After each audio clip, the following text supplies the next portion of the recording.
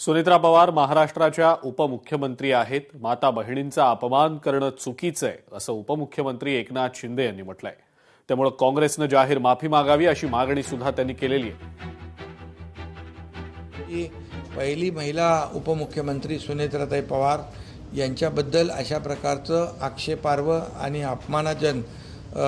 अपमानास्पद वक्तव्य करणं हे दुर्दैवी आहे आणि खऱ्या अर्थाने याची जेवढी निंदा आणि निषेध करावा तेवढा थोडा आहे.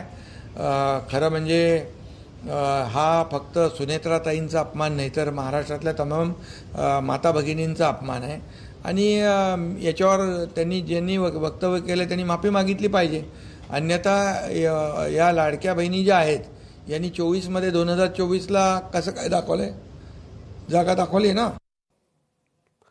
सुप्रीम कोर्टानं मुंबई हायकोर्टाला आदेश दिलेले असून माणिकराव कोकाटेंच्या फेरविचार याचिकेवर आता 6 महिन्यात निर्णय घ्या असं सांगितलं गेलेलं आहे. कोकाटेंना दिलेलं अंतरिम संरक्षण सुप्रीम कोर्टाकडनं कायम ठेवलं गेलंय.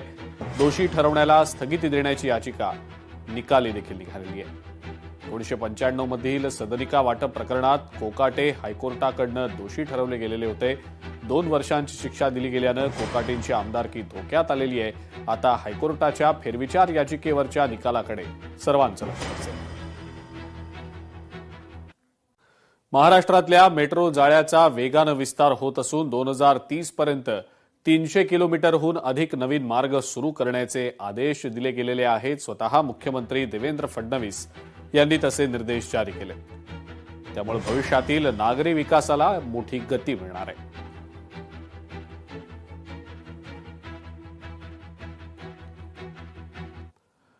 एअर इंडियाच्या फुकेत दिल्ली विमानाला हवाई धक्के जाणवल्याचा प्रकार घडला. या सगळ्या प्रकारानंतर 12 जण रुग्णालयात दाखल करण्यात आलेले होते. या सगळ्या प्रकाराची डीजीसीएकडनं चौकशी देखील सुरू करण्यात आलेली आहे. विमानातील सगळे 137 प्रवासी हे सुरक्षितपणे दिल्ली विमानतळावर उतरवले गेले होते. मात्र ही सगळी घटना घडल्यानंतर केंद्रीय नागरी उड्डाण वाहतूक मंत्री राममोहन नायडू यांनी दिल्लीतल्या फोर्टिस हॉस्पिटलमध्ये जात जखमी प्रवासी आणि केबिन क्रूची भेट देखील घेतली. त्यांच्या प्रकृतीची विचारपूस सुद्धा केली. मध्य प्रदेशमध्ये विद्यार्थ्यांचा जीवघेणा प्रवास समोर आलाय. धरणाच्या खांबांवरनं उड्या मारत नदी पार केली जात असल्याचा प्रकार उघडकीला आलाय. शिक्षणासाठी हा सगळा जीवघेणा प्रवास या विद्यार्थ्यांना करावा लागतोय.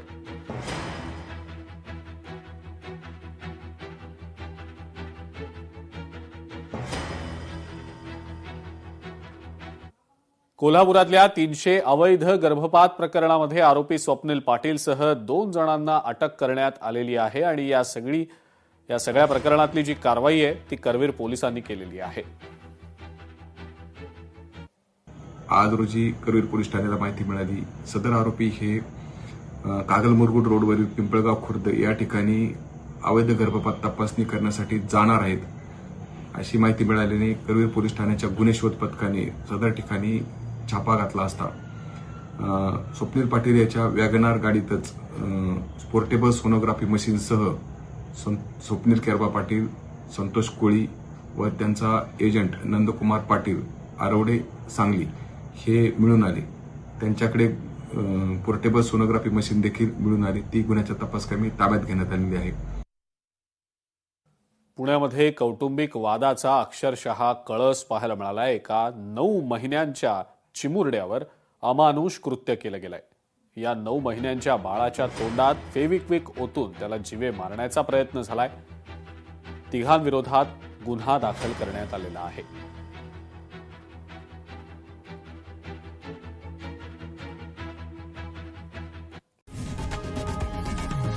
लोकशाही मराठी ऐका, पहा, जागरूक रहा.